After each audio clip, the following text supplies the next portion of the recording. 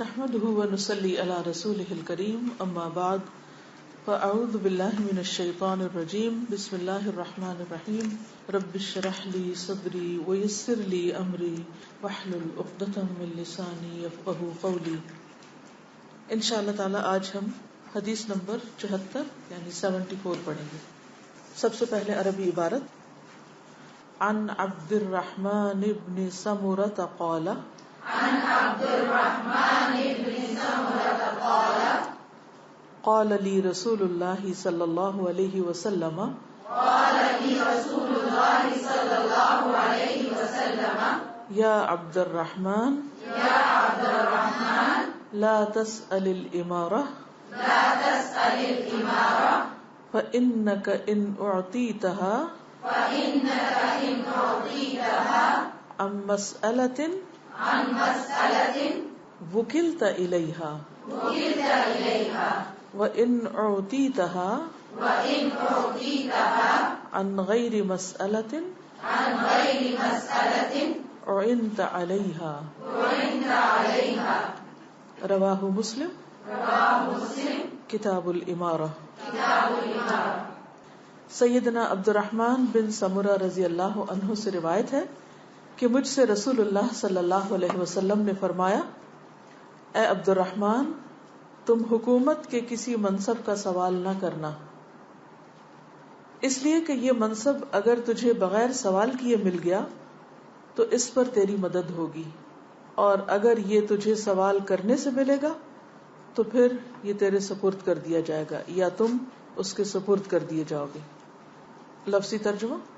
ان عبد الرحمن ابن سمرہ، عبد الرحمن بن سمرہ سے روایت ہے، قال کہا، قال لی رسول اللہ صلی اللہ علیہ وسلم، مجھ سے رسول اللہ صلی اللہ علیہ وسلم نے فرمایا، یا عبد الرحمن، اے عبد الرحمن، لا تسأل، نہ تم سوال کرنا، نہ مانگنا، الامارۃ، امارت، حکومت کا منصب، عہدہ، فإنک، پس بے شک تم، ان اگر، اعطیتہا، تم دیے گئے اس کو یعنی امارت کو، ان مسئلۃ، مانگ کر، سوال کر کے، وکلتا، تو تم حوالے کر دیے جاؤ گے، الیہا، اس کی طرف، وَإِنْ أُعْطِيتَهَا، اور اگر تم دیے گئے اس کو، ان غیر مسئلۃ، بغیر مانگے،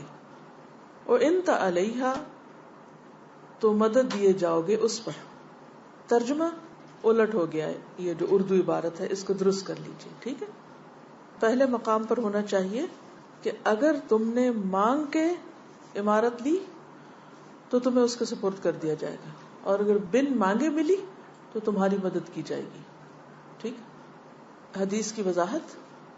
عبد الرحمن بن سمرہ صحابی ہیں، رسول اللہ صلی اللہ علیہ وسلم ان کو ایک نصیحت کر رہے ہیں، اور وہ کیا ہے کہ لا تسأل الامارہ، امارت کا سوال نہ کرنا.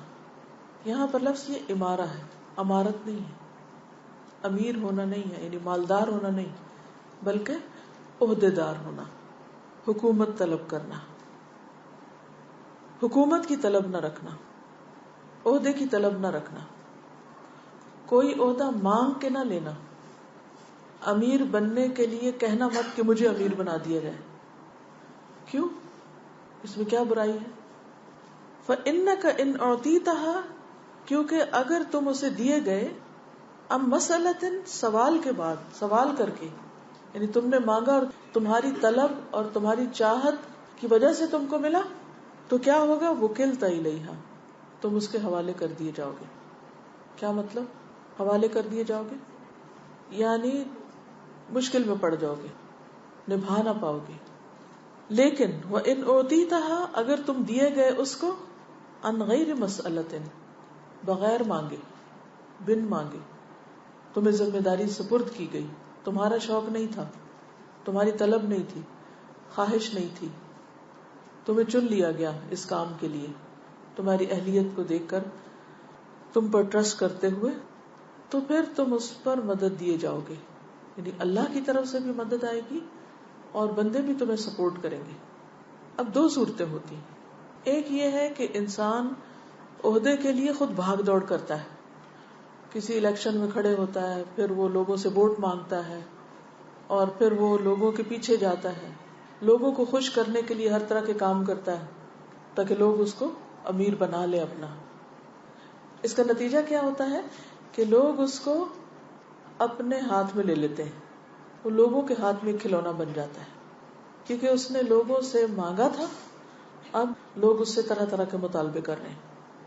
اس کے نتیجے میں وہ عدل و انصاف نہیں کر سکتا، کیونکہ اس کو پتا ہے کہ اگر میں نے لوگوں کی بات نہ مانی تو لوگ کیا کریں گے، مجھے ڈسکارڈ کر دیں گے، مجھے اپنا امیر نہیں بنائیں گے، مجھے ہٹا دیں گے. تو اس لیے وہ ان کو خوش کرنے کے لیے ہر طرح کے غلط سلط کام کرے گا اور انہی کے حوالے کر دیا جائے گا، یعنی اس کی باغ ڈور لوگوں کے ہاتھ میں آ جائے گی. لیکن اگر لوگ خود ڈیسائیڈ کریں، مل جل کر فیصلہ کریں اور اپنے کاموں کی ذمہ داری اس کے سپرد کریں کہ تم ہم میں بہتر ہو اور تم ہمارے امیر بن جاؤ، یا پھر کوئی اور اس کا نام سلیکٹ کر دے کہ فلاں کو امیر بنا دیا جائے اور اس کی اپنی چاہت نہ ہو بننے والے کی، تو اب کیا ہوگا کہ جو اس کو بنائیں گے وہ اس کو سپورٹ بھی کریں گے کہ ہم نے یہ کام اس کو دیا ہے کہ تم ہمارے لیے کرو. اور اس طریقے پر اس کو بندوں کی طرف سے بھی سپورٹ ملے گی، اور اسی طرح ایسے شخص کو غیبی مدد بھی ملتی ہے، یعنی اللہ کی طرف سے بھی مدد ملتی ہے. عام طور پر ہوتا کیا ہے، لوگوں کو امیر بننے کا، لیڈر بننے کا، بڑا بننے کا، عہدہ حاصل کرنے کا اور کوئی بھی کام خود سے ہی اس کو اپنے ہاتھ میں لے لینے کا بہت شوق ہوتا ہے. یہ انسان کی ایک ویکنس ہے، اس کو حب جاہ کہا جاتا ہے. جیسے انسانوں کے اندر مال کی محبت ہوتی، اسی طرح انسانوں کے اندر چونکہ بڑا بننے کی محبت ہوتی ہے کہ مجھے بڑا مانا جائے، تو اس کا نتیجہ کیا ہوتا ہے کہ وہ دوسروں کی لیگ پلنگ کر کے، ان کو چھوٹا ثابت کر کے، ان کو پیچھے کر کے خود سب سے آگے جانا چاہتا ہے اور ہر چیز کو اپنے کنٹرول میں کرنا چاہتا ہے. یہ ایک فتنہ ہے، یہ ایک بہت بڑا امتحان ہے، بہت بڑی آزمائش ہے.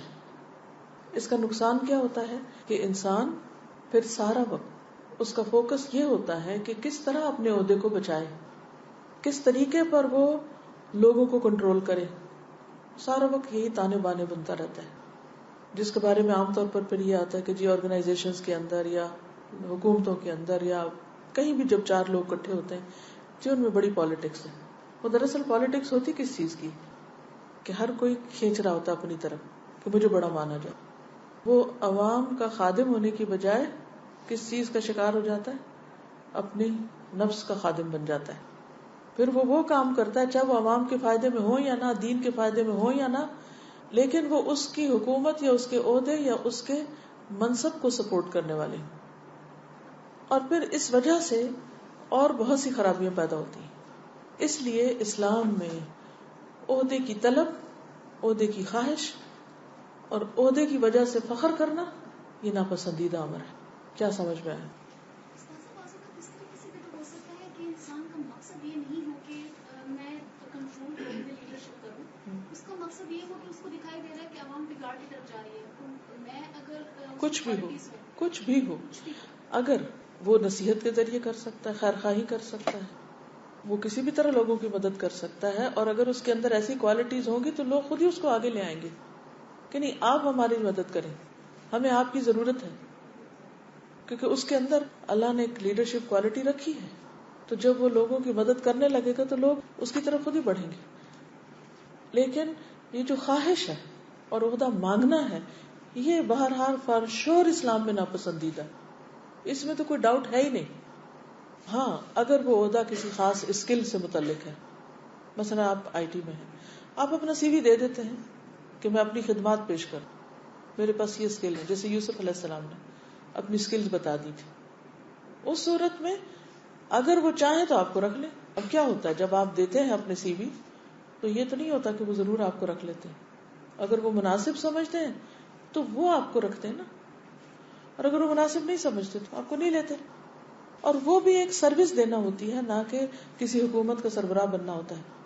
یہاں خاص طور پر کسی حکومت کی سربراہی مراد ہے امارت سے، لیکن اس کے علاوہ جہاں کہیں بھی لوگ اکٹھے ہوں اور ان پر کسی کو ذمہ دار بنایا جا رہا ہو، وہ پھر نچلے درجے پر وہ چیزیں بھی آ جاتی. ٹھیک ہے نا؟ یعنی جیسے گھر کے یونٹ میں کون امیر ہوتا ہے؟ شوہر ہوتا ہے، وائف اس کی مددگار ہوتی. اسی طرح کسی بھی آرگنائزیشن میں دیکھیں، کسی اسکول میں، کسی کالج میں، کسی کارپوریٹ میں، کہیں پر بھی آخر کسی نہ کسی کو تو ڈرائیور سیٹ پر بیٹھنا ہی ہے، تبھی وہ سارے کراؤڈ کو ساتھ لے کے چلے گا. کوئی شپرڈ ہوگا تو ساری شیپس کو لے کے جایا جائے گا. لیکن انسان اس کی خواہش نہ رکھے. اس کا ایک فائدہ یہ ہوگا کہ جب کسی اور کو بنایا جائے گا تو وہ اس کو ایکسپٹ کر لے گا. ہمارے یہاں یہ ہوتا ہے کہ چونکہ ہر ایک امیر بننے کا خواہش مند ہوتا ہے، اس لیے اگر ان میں سے کسی ایک کو سلیکٹ کر لیا جائے، دوسرے اس کو مانتے ہی نہیں، قبول ہی نہیں کرتے. ایک کا سارا وقت منوانے میں گزر جاتا ہے اور دوسرے کا سارا وقت گرانے میں گزرتا ہے کہ اس کو کس طرح ہٹایا جائے اور کب یہ ہٹے گا. جب یہ ہٹے تو پھر اس کے بعد یہ کہ ہم موج کریں. اسی طرح اکھاڑ پچھاڑ میں عوام کا ستیہ ناش ہو جاتا ہے، لوگوں کا کباڑ ہو جاتا ہے. جی ہمارے یہاں جو ڈیموکریٹک پروسیس ہے کہ جو الیکشن کیا جاتا ہے اس میں عام جو پبلک ہے وہ اپنی رائے کے اظہار کے ذریعے مطلب جو نامینیٹڈ کینڈیڈیٹ ہوتا ہے وہ مانگتا جی. ہے. اب یہ ہے کہ کینڈیڈیٹ جو ہے وہ خود نہیں مانگے نا.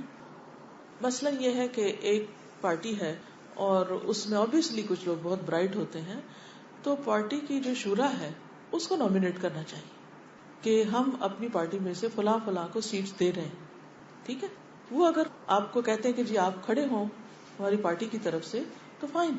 لیکن آپ خود ایک کنونسنگ ود ان پارٹی شروع کر دیں کہ میں کھڑے ہونے جا رہا ہوں، تم لوگ میرا نام دے دینا تاکہ مجھے پارٹی سلیکٹ کر لے. یعنی ان دونوں طریقوں میں فرق ہے نا. ایک یہ کہ پارٹی کی جو بھی مرکزی کمیٹی ہے اس کو پتا ہے کہ کون کون لوگ اس کی پارٹی میں کس جگہ سے کیا کر سکتے ہیں، کس قابل ہیں بھی کہ نہیں. تو وہ جو اس پارٹی کی مرکزی شورا ہوگی یا اس کا جو رننگ کمیٹی ہوگی وہ سلیکٹ کر لے گی مختلف لوگوں. اب جب وہ سلیکٹ ہو گئے تو پھر وہ پارٹی کی نمائندے کی حیثیت سے لوگوں کے پاس جائے گا کہ ہاں میں ہوں جو اس جگہ پر مجھے پارٹی نے نامینیٹ کیا. That is different. دوسری صورت کیا ہے کہ پارٹی تو آپ کو نہیں چاہ رہی لیکن آپ چاہ رہے ہیں کہ آپ کو سلیکٹ کر لیا جائے. اب آپ پارٹی کے اندر ہی ایک موومنٹ چلا دیتے ہیں، لوگوں کو خریدنا شروع کر دیتے ہیں تاکہ جو کور کمیٹی ہے وہ آپ کو لے لے اور دوسرے جو آپ سے زیادہ اہل لوگ ہیں، قابل لوگ ہیں، ان کو پیچھے کر دے. اس سے کیا ہوگا کہ جو حریص ہوں گے، لالچی لوگ ہوں گے، چاہے وہ اہل ہیں یا نہیں، وہ آگے آ جائیں گے اور باقی جو اہل ہیں اور خاموش بیٹھے وہ پیچھے چلے جائیں گے. تو الٹیمیٹلی پھر نقصان ہی ہوگا. ٹھیک ہے جی.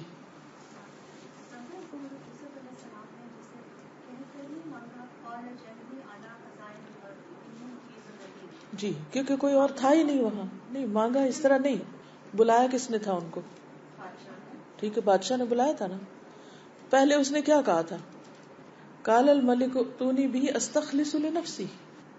یوسف علیہ السلام نے خود کہا تھا کہ مجھے آپ اپنے لیے خالص کر لیں. وہ تو جیل میں تھے. زیادہ زیادہ ان کی خواہش کیا تھی کہ ان کو جیل سے نکال دیا جائے، بس اس سے زیادہ تو انہوں نے کچھ نہیں مانگا. اب وہ جیل سے نکال لیے گئے اور اس کی وجہ جو بھی بنی، وہ خواب جو دیکھا گیا، اس کے بعد وہ آتے ہیں اور بادشاہ جب بات کرتا فلما کلمہ، جب اس سے بات کی، قال انک اليوم لدینا مکین امین.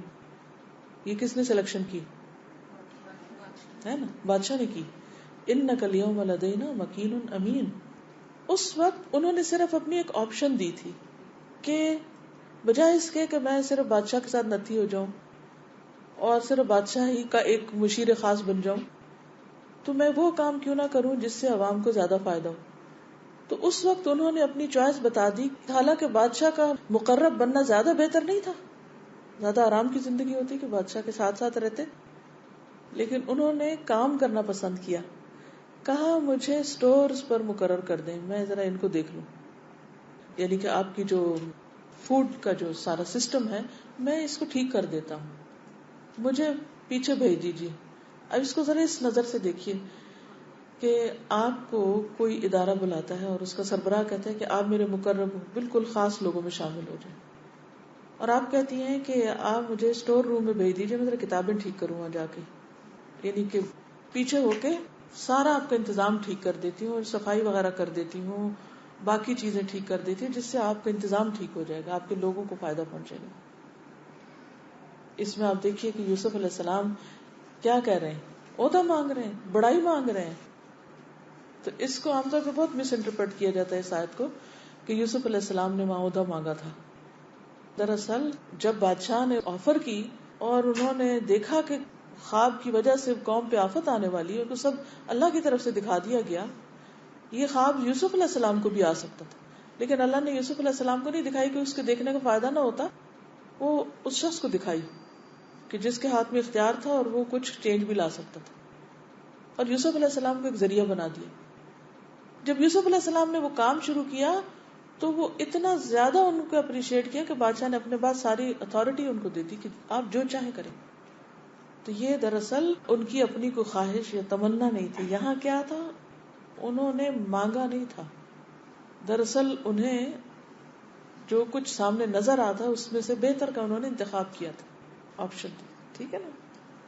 اچھا اب آپ دیکھیے کہ جس چیز سے اصل میں منع کیا جا رہا ہے وہ ہے عمارت کا سوال نہ کرو، تمنا نہ رکھو، خواہش نہ رکھو کہ مجھے یہ کام دے دیا جائے، مجھے وہ دے دیا جائے، مجھے یہ بنا دیا جائے، مجھے وہ بنا دیا جائے.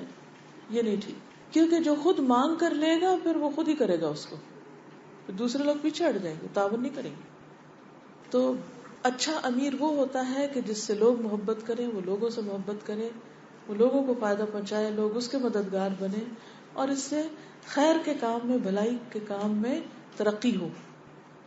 یہ درست نہیں ہے کہ انسان خود ہی ہر چیز اپنے ہاتھ میں لے کے اور صرف اپنی ذات کو نمایاں کرتا پھرے اور اپنی ذات کو آگے بڑھائے. جی ساسا اس کو دوسرے اینگل سے ایکسپلین کریں کہ اگر ایک شخص کو لوگ کہہ رہے ہیں کہ آپ اہل ہو لیکن خود کو اپنا اہل نہیں سمجھتا اس چیز ہاں، وہ ذمہ داری قبول نہ کرے جو اہل نہ سمجھے، کیونکہ نااہلی کی بنا پر ذمہ داری قبول کر کے کام کو بگاڑنا جو ہے وہ بہت بڑی مصیبت کا باعث ہوگا قیامت کے دن. نہیں، ایسی کوئی چیز کرنی نہیں چاہیے، یعنی کسی کا دل رکھنے کے لیے اپنے آپ کو ہلاکت میں نہ ڈالے. ٹھیک ہے نا. چلیے ہم آگے چلتے ہیں، مزید اس پر جو احادیث ہیں اس کو دیکھتے ہیں. یعنی حدیث کی وضاحت دیگر احادیث سے جو ہوگی اس سے آپ اور بھی فیصلہ کر سکتے ہیں.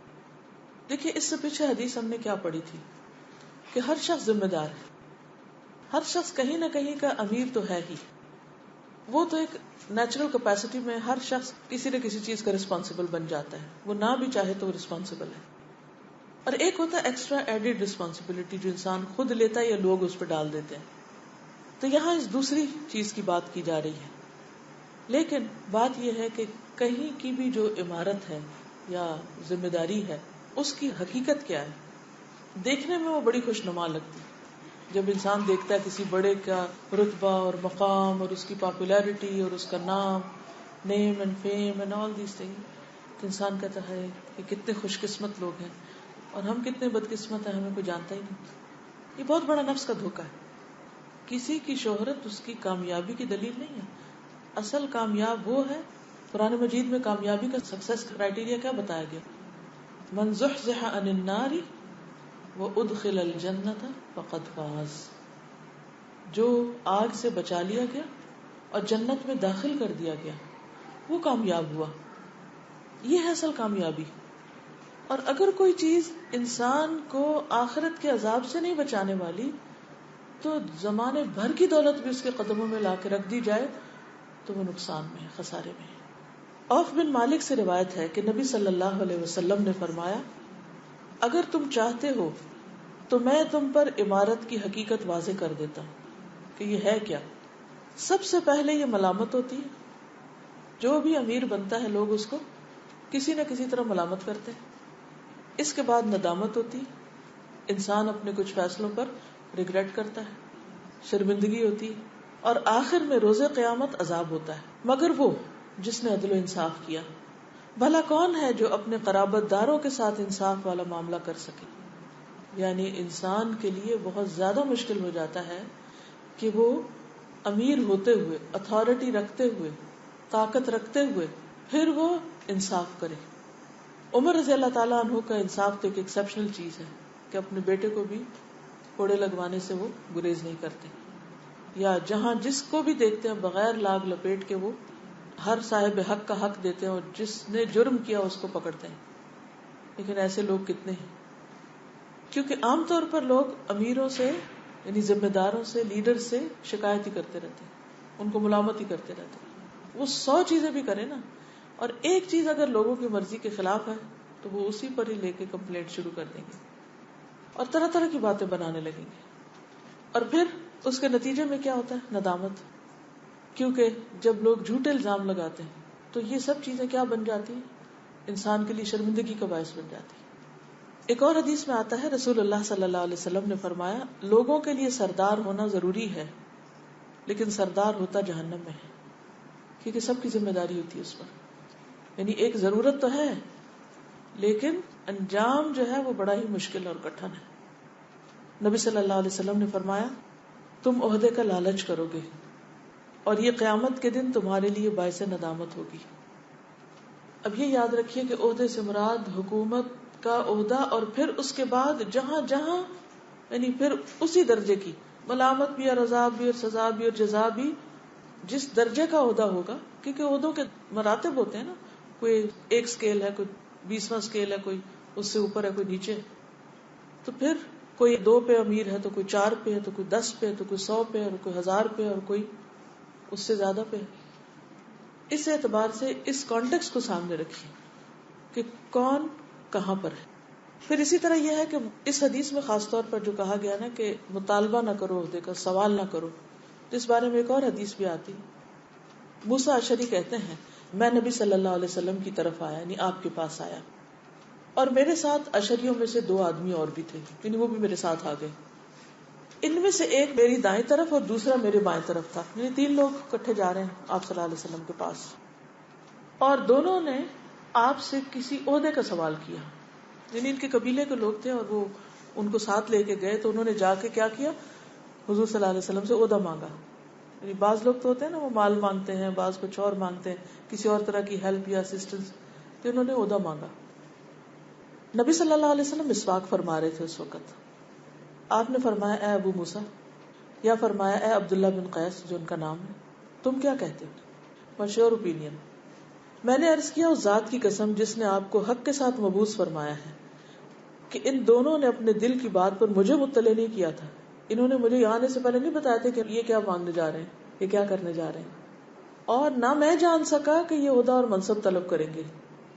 بعض اوقات ایسا ہوتا ہے نا آپ کسی سے ملوانے کے لیے لوگوں کو اپنے ساتھ لے جاتے ہیں اور وہ وہاں جا کر ایسی حرکتیں شروع کر دیتے ہیں تو آپ امبیرس ہوتے ہیں کہ ہمیں تو پہلے پتہ نہیں تھا کہ یہ کریں گے کیا.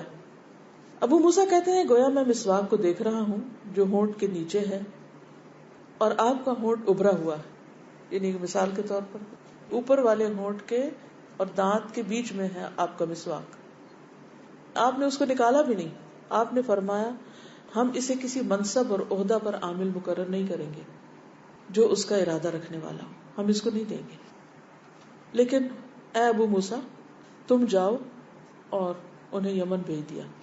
تم جاؤ اور ان کو آپ نے یمن بھجوا دیا، عہدہ نہیں دیا.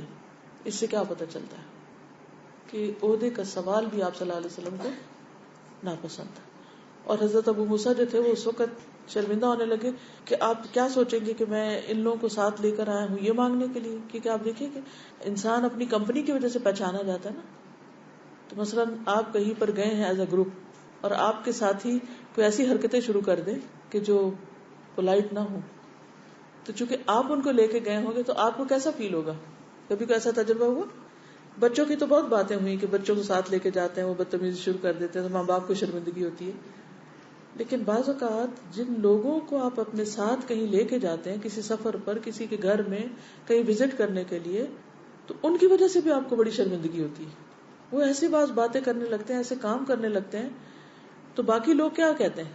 مثلا کسی کے گھر آپ گئے ہیں 2-4 لوگ مل کے کوئی دین کی تبلیغ کرنے، مثلا کسی کو بلانے کے لیے کہ جی آئیے درس پر یا یہاں کوئی کلاس کرتے ہیں وٹ ایور، اور جب آپ گئے آپ ایک بات کرنے لگے ہیں تو آپ کی بات کاٹ کے جو آپ کے ساتھی ہیں وہ کوئی اور بات کرنے لگے، یا آپ ہی کی بات کو کنٹراڈکٹ کرنے لگے، یا کوئی ایسی بات کرنے لگے جس کے لیے آئے ہی نہیں. مثلا آپ گئے ہیں دین کی بات کرنے اور وہ وہاں جا کر کھانے اور ریسیپیز کی باتیں شروع کر دیں یا آپس میں باتیں خسر پسر شروع کر دیں، تو آپ کے لیے بہت شرمندگی کی بات ہوگی کہ یہ کیا ہو رہا ہے. اسی طرح ابو موسیٰ کی بھی یہی سچویشن تھی. وہ کہنے لگے یا رسول اللہ صلی اللہ علیہ وسلم مجھے بالکل نہیں پتا تھا کہ یہ کیا کریں گے یہ لوگ, اور انہوں نے کیا مانگنا شروع کر دیا.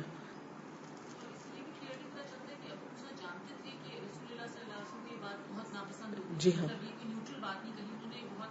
بالکل, کیونکہ ابو موسیٰ آپ کے قریبی ساتھیوں میں سے تھے, جبکہ یہ دو نئے لوگ تھے.